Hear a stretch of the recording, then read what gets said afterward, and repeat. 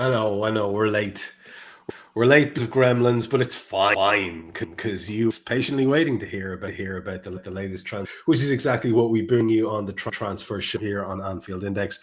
I'm Trev Downey. I'm joined by Dave Davis, who has all the news and views and the latest thereof. Dave, we were kind of hopeful things would stop, and our favorite in guy using dominoes as a video play to him. We've been using that all year. They are starting to fall. Things are starting to happen in the Isak zone. Yeah, we're fingers crossed, aren't we? I know people are still a bit tentative, and I get we're tentative because we're Friday night and it's 7 o'clock nearly, and it's Monday night 7 o'clock where it shuts. But we should be positive. Things are starting to just fall the right way, and now the countdown's on, eh? Yeah, and so what to lay people why there's increased activity on the back of some reasons. It is, of course, kicked off by the fact that Newcastle have finally, it appears. Now we have to have exercise here as well, which you were quick to me off earlier on when I was getting a big. But they are at least very much, they have a player up. I saw videos where he haved in Newcastle with his family. It looks like the medical is either ongoing or will soon be done. And that will mean hopefully that Nicola is a Newcastle player for a big old fee. He's not a guy having been previously linked with Bayern. We covered that in this show that you are going to be taken in as sorry, but he's not a replacement for their striker who played almost minutes and scores no goals. So he is your new number 9 if it goes. Talk to us around this Strand Larsen thing. Was the umpteenth one and this new one hopefully the line. Yeah, I've just seen, Trev, there's quite a lot of people put in the chat panel about Echo coming back through, unfortunately. Oh, man, that's still... Yeah.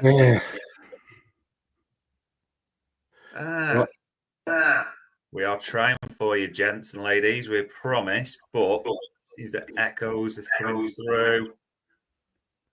Both of us. Yeah, okay. Well, then don't watch it. Look, we'll give it a go of reload without me. Makes any sense? You just have a go on your own, seeing as you have the stuff there. Yeah, sorry, people. Sorry for everyone. Yeah, it's a shame this because we're excited for this one as well. Yeah, I'd like to be more sorry, but it ain't our problem. It ain't the fault. So there's something else elsewhere. Opt out, see what happens. I'll keep show. Let me know. Will do. Cheers, Trev. So yeah, ladies and gents, as we look for this one, literally, and we're trying to work through this, that we've had the lineup, haven't we? We had the panic around, well, not panic, maybe that's too strong, but the drama around Strand Larsen, and Wolves would not accept that third bid. But just in the interest of avoiding sheer hypocrisy or anything else, Strand Larsen is now going to miss the game, isn't he, for Wolves this weekend? And Visser looks like he's going to miss the game as well. So if we're doing this right, and tell me if I'm doing it right, aren't I supposed to say like low ball offers, unsettling our players, destabilising, all my types of things like that? But just a point I'm making there, but it's this one, isn't it? It's the fact that, yes, it doesn't look like, or it may not look like Strand Larsen's coming, but Newcastle have got someone, haven't they? And it's going to be announced probably anytime soon. 7 foot tall, Wolfgang, I think he's called. Looks like a Harry Potter character, doesn't he, to be honest? So there you go, people putting low balls, derisory bids. I thought I got the terminology right in that way. But it's this line that we absolutely care about.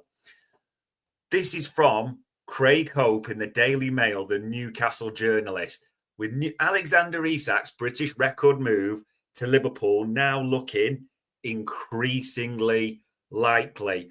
And I'll be honest, when we're doing this show, me and Trev, we were talking about it before the start, hoping, would there be a bomber, as we call it, live on air? So I'm going to struggle to do both tonight, so just keep an eye out on that for me at the same time. But this is exciting. Don't undersell this, or don't let the drama that's led to this bring this down in any way at all. This is a British record fee. This is an elite striker that is set to join Liverpool.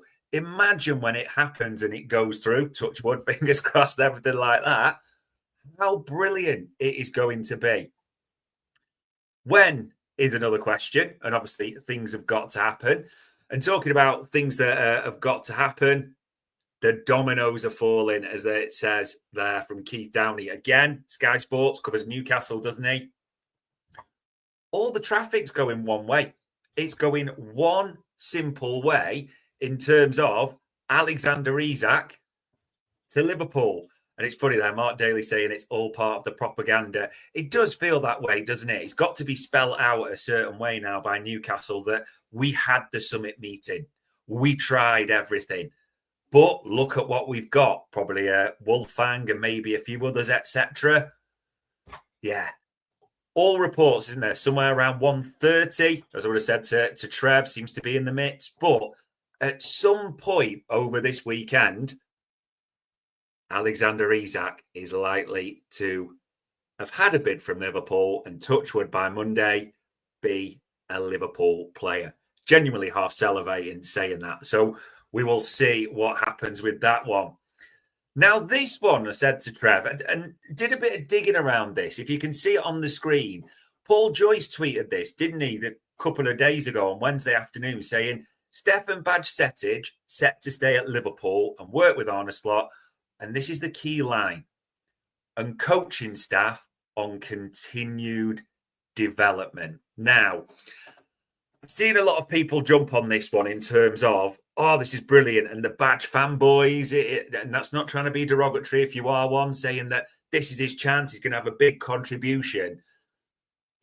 Didn't really see it that way and did a bit of digging on this. The genuine info we're getting on Anfield Index is this is more a case of asset protection. McConnell's gone out on loan to Ajax, as we know. Tyler Morton's now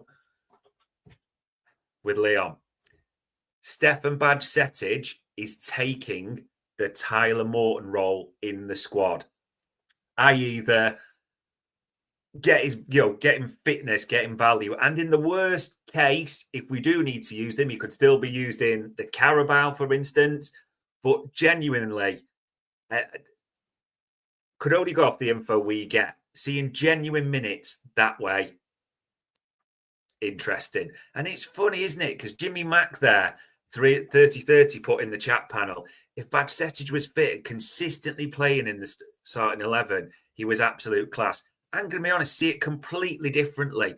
Not saying he doesn't have some talent potential. I'm not disputing that. But Liverpool's midfield against the likes of Szoboszlai, Gravenberch, McAllister, Wirtz now in the mix as well. Different players. And I think obviously when you compare him against Endo, it maybe looks different, but can only go with the information we've got. And as it stands right now, that information is this more because they couldn't get a value for him and he stays and goes from there. We'll see. Now, this one, me and Trev have been talking about this one all day. Marc Guehi. And I think Oliver Glasner had a really bad flight back because on the Channel 5, I think it was Channel 5, wasn't it, where the Palace game was for their Conference League second leg, he did say he was quite calm and said, we're hopeful, we'll have to see. I know Mark will be fine. And then he did his press conference today. And as Trev said, clocked it as well. Seemed like, no, we can't lose him at all. It was firm. It was just almost as a no, we cannot lose him. And I know some Reds will have clocked that and been kind of, oh, okay, is he going to sort of put pressure on Parish? But there's a couple of things with this. Sammy Mockbull's articles there on the screen that Palace are working on signing 2 centre-backs ahead of sanctioning his move to Liverpool. He won't sign a new deal, and Palace are reluctant to let him leave for nothing. We know Parish has said this. Also, the developments today are absolutely crucial, aren't they? That Palace, and this is from Palace Way, one of the well-known fan accounts. As I say, Palace are exploring multiple options for experienced replacements, including loan-in Mohamed Salisu and this name as well. Fabrizio tweeted it earlier, didn't he? And we're expecting that to happen sometime soon. Probably butchering his name, so apologies. JD Cambo will sign for Palace regardless of Guehi's situation. Maybe a bit like Isak, one might be enough overall. And I know as I'm saying that, Sammy Mokbul did have in his article that it's got to be two. But I wouldn't even be surprised if we got something developing tonight. Touch wood, it'd be ace if it was while the show was on, but we'll have to see. Yeah, I do expect with the mood music, with the traffic, and again, we've chased it and looked into it, trying to speak into all that we can at Anfield Index. Everyone expects this to happen at some point. And it will be, if we get it, a great move. Now, Helior Matias there saying Akanji from City is their main focus from Crystal Palace. I suppose jumping the gun a little bit as well there, but that was one we went digging on today, Helior. Information is that AC Milan are all of a sudden the front runners for that. Doesn't mean it totally wasn't guaranteed. There's quite a few suitors apparently for Akanji, but that could be an option as well. And Yanis has put a super chat in there. Lots of questions. Take Trent back or gone forever? Done. We moved on. He made his bed. Just get your booing ready for that European Cup. Does Guehi start over Konate or Kirkes? Not a yes or no. Depends on the game. Depends on the form. For instance, away at Arsenal could be different from at home against Brentford, for instance. Is Rodgers competition for Verts? Everyone has kind of run with that in the article, and we will talk about it, isn't it? It's definitely going to happen. I hope it does, Yanis. It is one that we will be talking about at the same time. But fair questions. Don't have to agree with all my answers on them. And yeah, Pat, see, people are saying this. Glasner did not say Guehi isn't leaving. People need to stop misquoting this. If you watch the press conference, he kind of alluded to the fact it was disaster. Glasner also has mentioned before that it's not ultimately his decision, exactly as Chris is saying there. It's Steve Parish that makes the calls, isn't it? And Steve Parish, who's been on TV multiple times, saying, we're not in a position to let players leave on a free. I think we know where this is going, although not all of you agree on that, but an interesting one. What else is in the mix for Liverpool? This one is, I'm not saying head scratching at all, but there's a couple of things with this one. From a Dutch journalist, Rick Elfrink, and it came after the Champions League draw, didn't it, last night, where there was reunions galore. There's a reunion for Hugo Ekitike, Eintracht Frankfurt, and PSV are coming to Anfield. Of course, the former club there, as it says, of Cody Gakpo. And Rick Elfrink put this in a tweet, and a lot of people are now running with it as well and chasing it and trying to fight a bit similar to us. As he, it says on the screen there, former PSV player Cody Gakpo close to signing a new contract with Liverpool. Now, I'm going to be deadly honest on this and sort of jump ahead a little bit. From digging with Anfield Index, we've got all the suggestions that forget this contract a sec, that in the summer, he'd have 2 years left to go and be 27, which is, if you think, not too far off Luis Diaz's situation this way as well. So there was almost alluded to us that, don't discount a long-term question over Cody Gakpo. And you have to remember, he was linked with Bayern Munich in the summer, wasn't he? At the same time as well. Now, Mark Daly, I think there's value to this, has put it in the chat panel, just protecting his value if a contract is offered. Yeah, but this is also important to say. Again, chased it around, asked people, what have we got on it? Absolutely nada. Genuinely, from the UK side and different bits that we've tried and chased down, nada. So either there's two things going on. Rick Elmfrig, if I'm pronouncing it right, has got an absolute scoop. And if this is true, Deserves all the credit for it, by the way. However, if it's not, may have been sold a duffer. It's one of the two, isn't it, realistically? But yeah, have to be honest on this. Not getting a single thing around it at all. So we'll see if anything develops on that. Now, this is one of the big stories of the day. Harvey Elliott, and it links to another player, which we'll get to as well, of course, which I'm sure everyone wants to talk about. Paul Joyce tweeted this earlier, and it's important to say Paul Joyce was the first to tweet it, but there have been numerous patch journos done it. Numerous ones. So there's obviously been a briefing around this, okay? But Paul Joyce tweeted, Red Bull Leipzig have made direct contact with Liverpool over Harvey Elliott as they line up a replacement for Xavi Simons. A couple of key lines. Yeah, we know he's joined Spurs. No bid has been submitted as yet. Now, Lewis Steele also tweeted quite closely afterwards, saying that, Liverpool don't want to let Harvey Elliott go, but almost outline conditions that if an offer's too good to refuse and they do bring an attacking replacement in, I think a lot of people thought Isak possibly, that might be enough.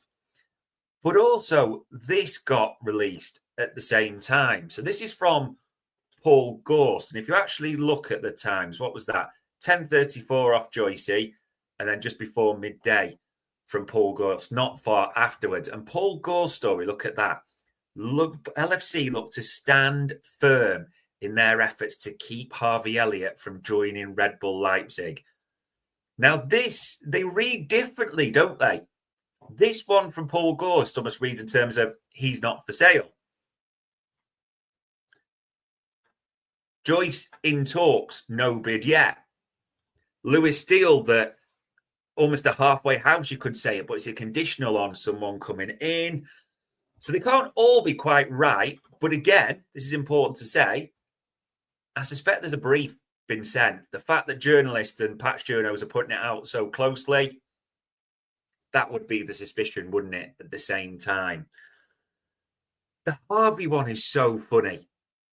The Harvey one, like the mix, even in the chat panel as I'm seeing it now, I think, it's personal, so I'll go on my personal opinion first of all. The smart thing for Harvey would be get to a club where you're going to play first team football, because you've had a season without it. At Liverpool, you're not going to get it. You've got no chance practically, unless there's an injury crisis, at getting it at Liverpool this coming season. You have an ambition to go to the World Cup, as you've told everyone, and fair play. Great attitude, great guy. Everyone likes him. But it's just not going to happen at Liverpool for Harvey Elliott. That doesn't make him a bad player. It's just the nature of everything. So we'll see. And I get people say keep him for squad depth. And I know everyone wants Isak and another forward, which of course we'll talk about. But why? Harvey Elliott could almost end up becoming like a Tyler Morton style, and wasting it, for me, wasting his talent. I think he is far better than that. Okay? Just my opinion on all of those. Yeah, and people sort of jump into this one. And I'm going to put it on the screen because Prince Garner put, Morgan Rogers will be the signing of the season for me. I can see him slot, maybe I don't know if that's a pun, in all areas. Morgan Rogers, this story, where to even start, where to even go on this one. Indy Callier tweets this, doesn't he, at 5 o'clock, bang on, a couple of hours ago, to say Liverpool, as it says there, are planning to open talks for Morgan Rogers, but one thing must happen first. And it's naturally linked to Harvey Elliott. I'm not going to open up the article, Isak and all those things. I'll let you read it in your own time if you want. We said on the last transfer show, we were dead clear. Our information was, and we spelt it out fully, me and Trev, Liverpool are looking at Isak and another attacker. But looking and buying are very different things.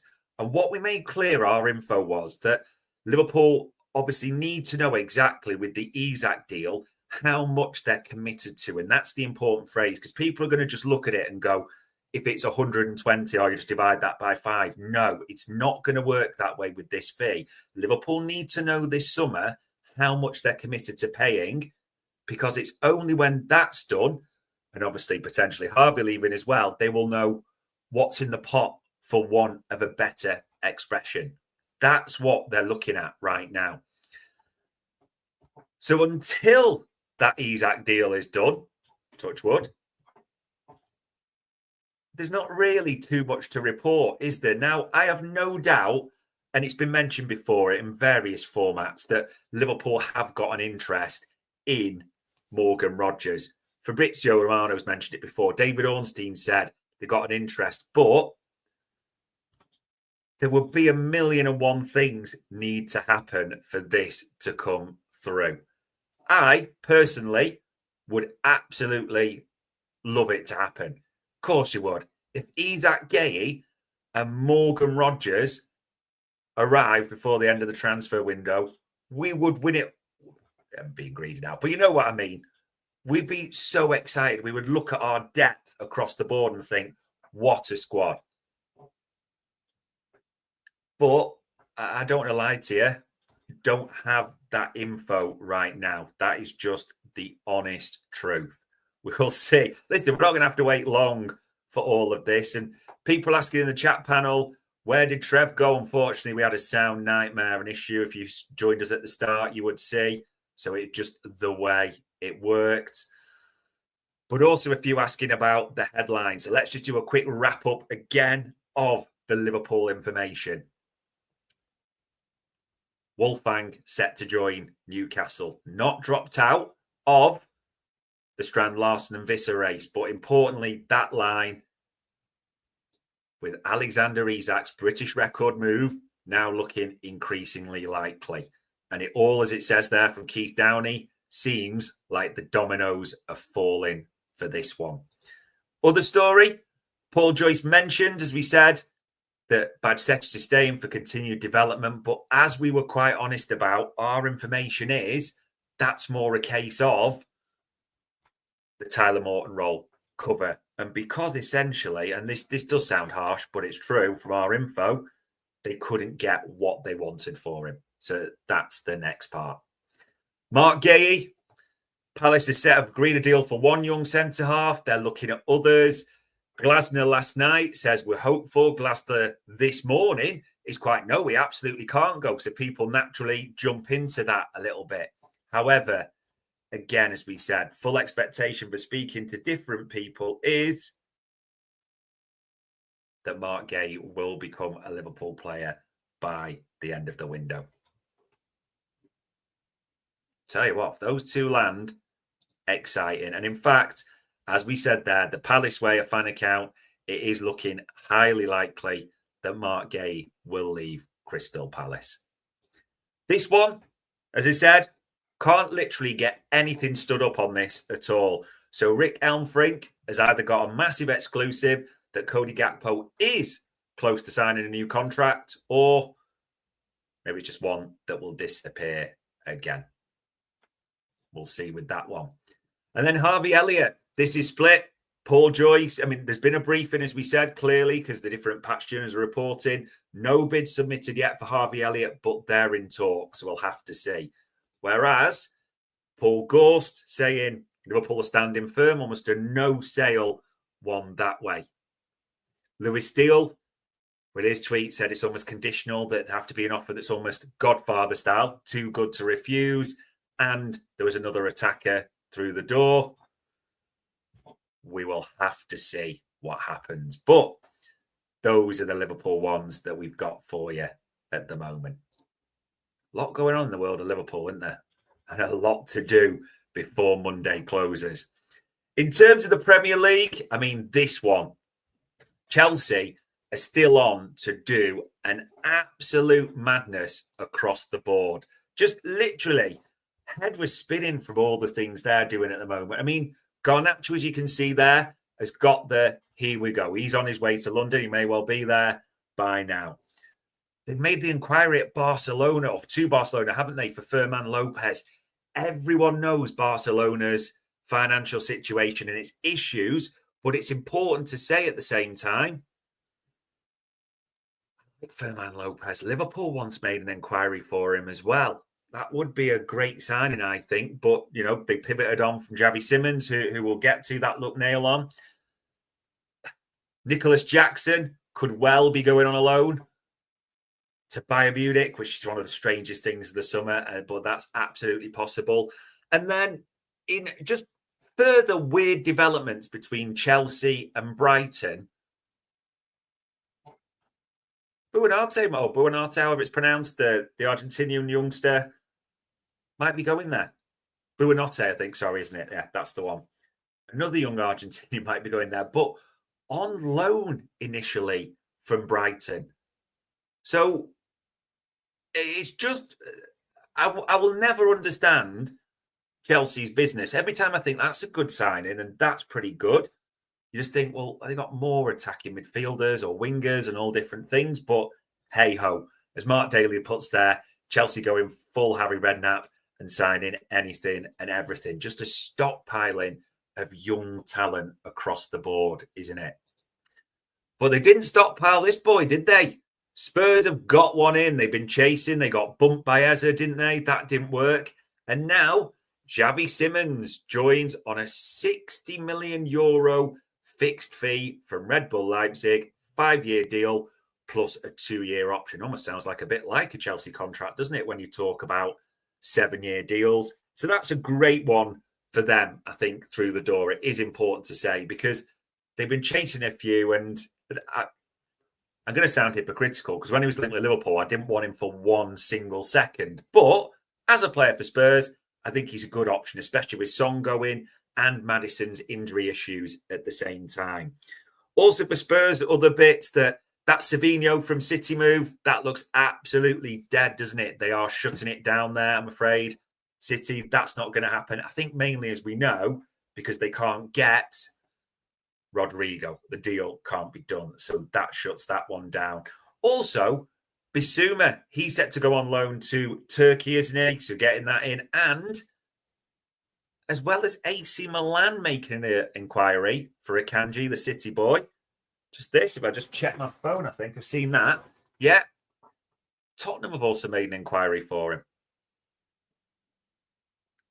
London is where it all is realistically. Deals galore, Chelsea and Spurs. And the next London club, who we are obviously, fingers crossed, touch wood, hoping that we do a bit of business with, are Palace, who are starting to ramp up, aren't they? I'm probably going to butcher his name. I keep calling him Jeremy, but I'm guessing it's Jeremy Pino from Villarreal. That is done. He's their new number 10. He is their Eza replacement through the door. Marc Guehi, now, as we said earlier, we don't know if it's 1 or 2. It depends which journalist you want to believe. But it looks like the young kid from Toulouse is set to come in. There's a possibility it could be Salisu. They are looking at an experienced defender. It's important to say that Akanji, the City boy, that was almost a breaking story on Sky Sports literally 3 days ago. But now all the latest reports have got Akanji for Spurs or potentially AC Milan coming into the mix. So those are ones to note as well. And then the others, because everything seems to be evolving in London at the moment. Reece Nelson. Do you remember that player that's Arsenal's but was on loan at Fulham last year? He's of interest to Palace, so I wouldn't put that past them as well. A left back, isn't it? He'll play left wing back, you'd say.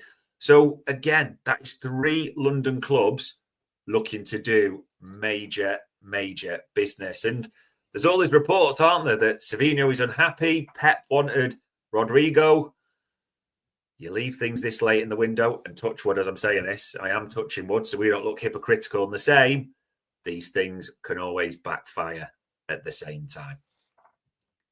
So that's Spurs. Moving a bit further north, and I'll come back to this story.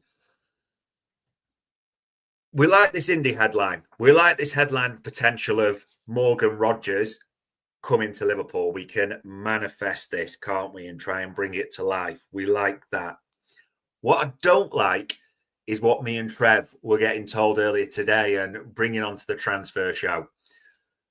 That Morgan Rodgers, because mainly of Villa's financial situations, they've had their PSR issues, they have the case with UEFA where they've got to show that they're making efforts, in terms of their cost ratio, their wages, all those types of bits, that quite a lot of clubs have inquired around Morgan Rodgers. And there's quite a few journalists telling me and Trev, just watch this one, Morgan Rodgers. Don't be surprised about a departure there from Aston Villa. And actually Aston Villa being quite happy to sanction that around 80 million.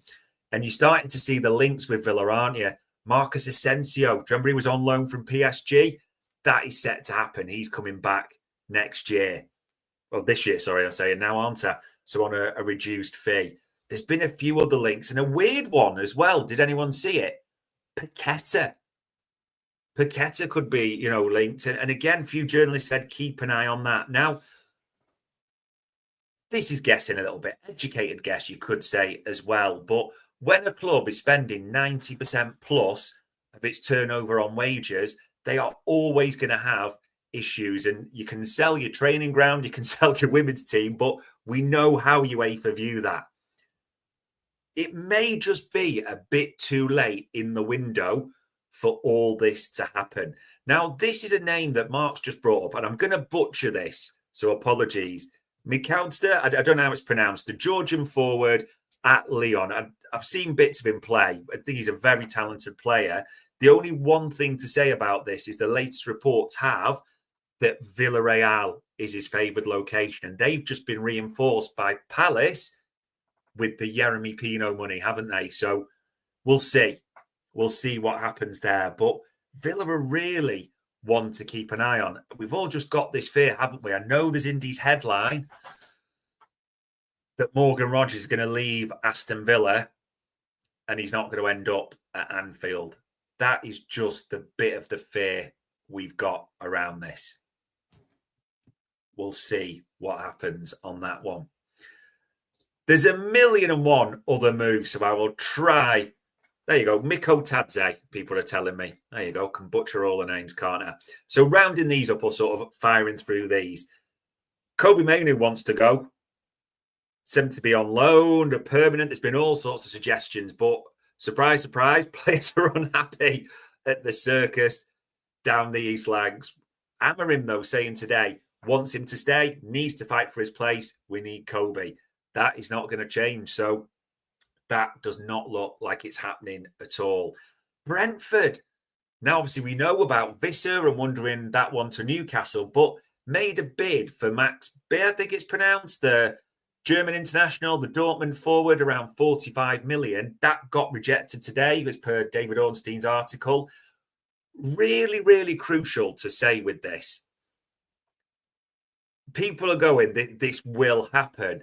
Did a bit of digging with a few Bundesliga journalists we know on this who said the suggestions are in Germany, Brentford are almost at their ceiling and aren't going to come back. We'll have to see if it's true because as a signing, if they could land that player, I think it's absolutely great for them, but doesn't look like that one's going to happen. Arsenal, still the Nkappi deal is alive. I still expect that one to go through. We'll probably get a here we go by Sunday evening, you'd fancy on that one. And also, Kiwior has now departed. So he's got to obviously do his press and everything like that at Porto, but one in, one out in Miguel's defensive nightclub.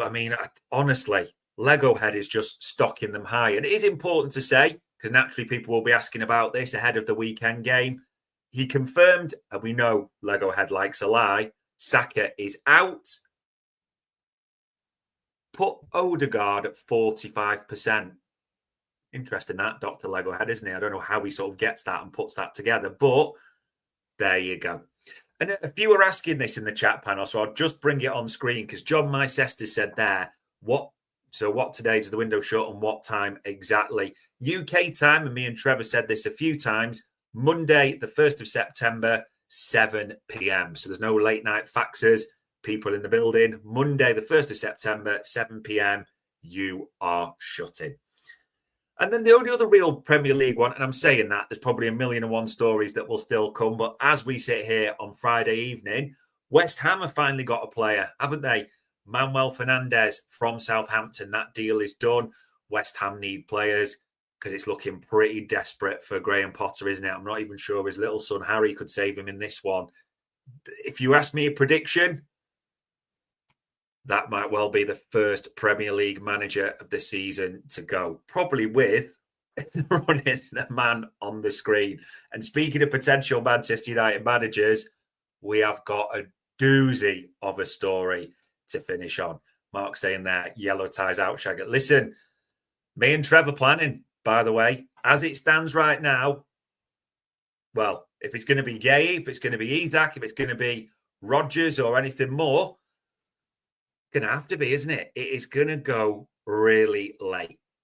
So there you go. Those are your Premier League bits, the headlines. And listen, more will break tonight. And as I'm saying, things are probably going on. People are dropping things in, so feel free to drop in links to keep everyone informed.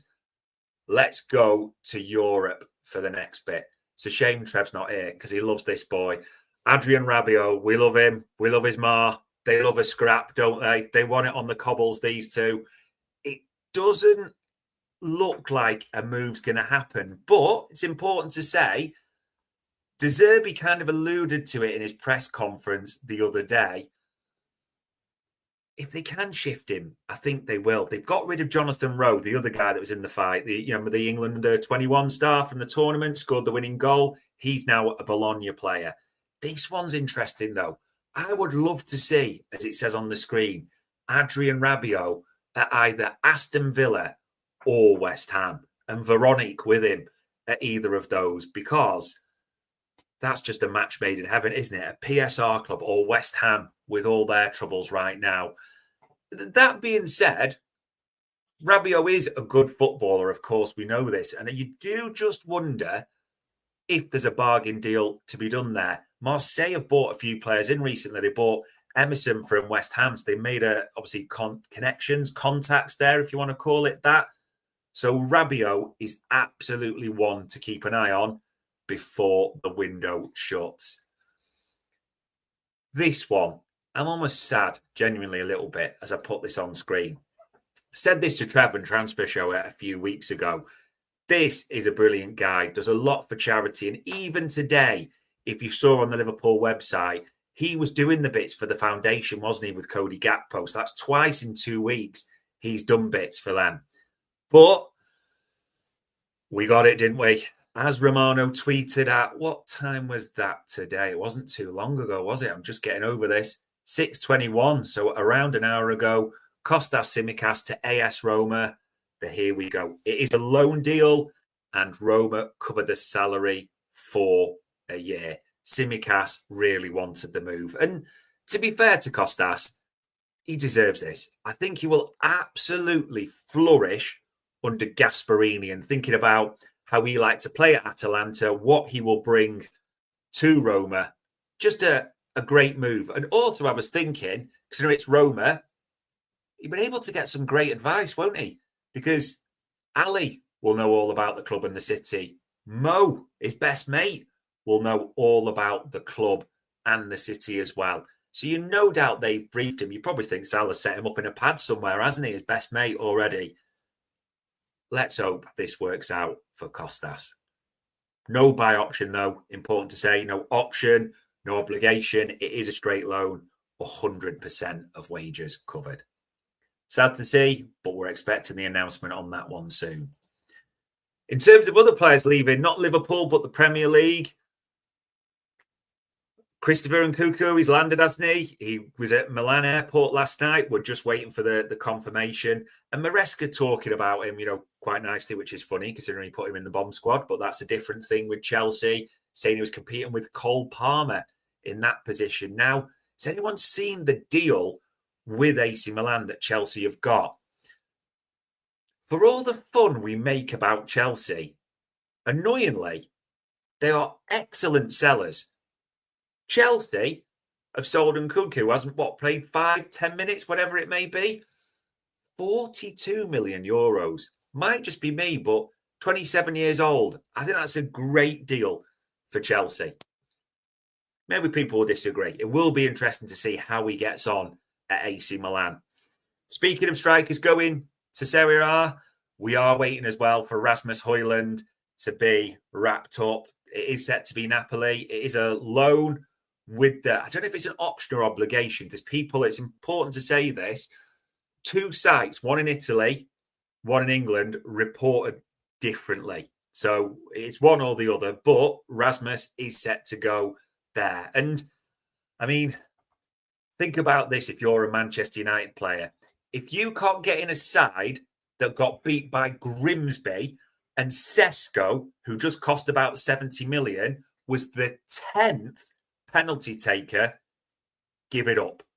Genuinely, if ever there was a sign that you need to get out that club as fast as possible, I mean, why would you even wait, to be honest? But yeah, there you go. Would be surprised if there's more departures, but Nkunku, AC Milan, Rasmus, Napoli. And the final one. And I was giving the United, their scenario, the Grimsby thing, a bit of stick. Sir Jim, if you're listening, you have a chance to do an absolute golden madness here. If you look on the screen, that happened today, didn't they? Another sacking, another compensation package for Jose. Fenerbahce part ways with him, and the Portuguese head coach won't continue at the club because they missed out on Champions League qualification. The Bashkans were not happy. Now, speaking of not happy, as the reports were in the press today, Sir Jim and the various board are not happy with Ruben Amorim, who I can only describe as a mini meltdown. Did you see it where they were losing against Grimsby and he was playing with little magnets on his tactics board like guess who? It was insane, wasn't it, really? Even in the press conference, he was talking about it today. The reports are just starting to drift through. Could you imagine the sheer joy if one Portuguese manager was to leave Old Trafford and a certain Portuguese manager on the screen would return?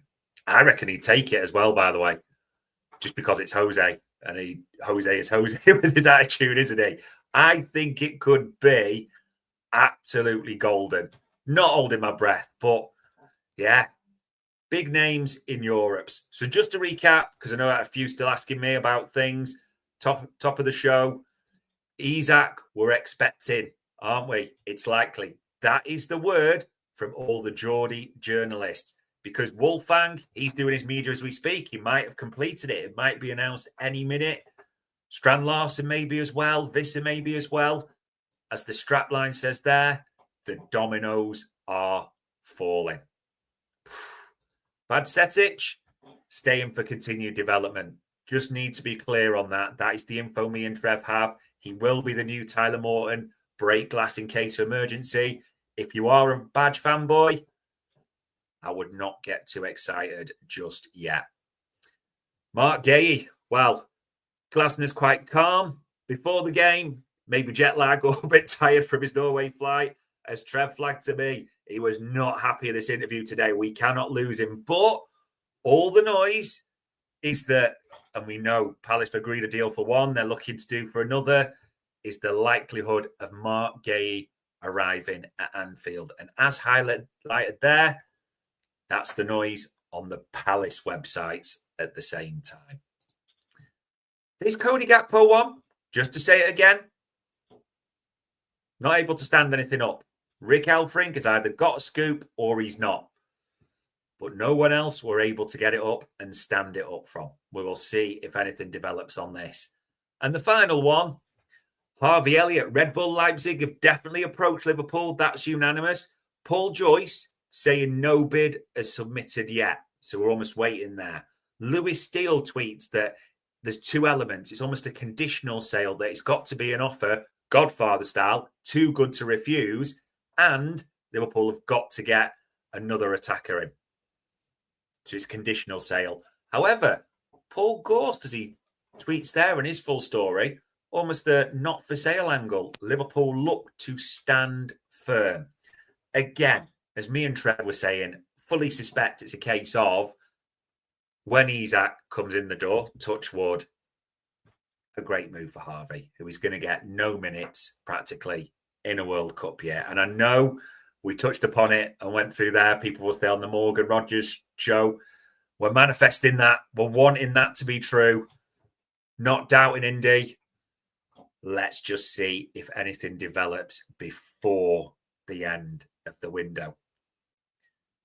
Ladies and gents, gotta be honest with you, genuinely gutted that we weren't able to do that, me and Trev together, for technical issues, because there's a million and one stories which I know we'd have had a giggle out and little bits that, going to be honest, you can't just always bring to life yourself. It is what it is a little bit. But we're hoping yellow ties back on Monday, hoping we're talking about at least 2 big arrivals through the door, hoping there's even more. But on Friday, the 29th of August, that was another transfer show for Anfield Index.